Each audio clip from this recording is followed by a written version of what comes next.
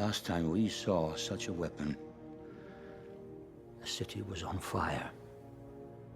It was the day the dragon came. The day that Smaug destroyed Dale.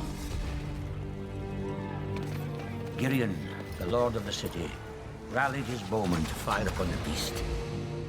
But a dragon's hide is tough. Tougher than the strongest armor. Only a black arrow, fired from a wind lance, could have pierced the dragon's hide. And few of those arrows were ever made.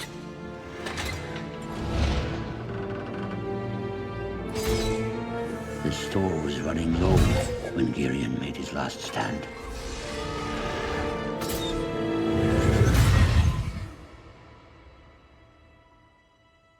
Had the aim of men been true that day, much would have been different.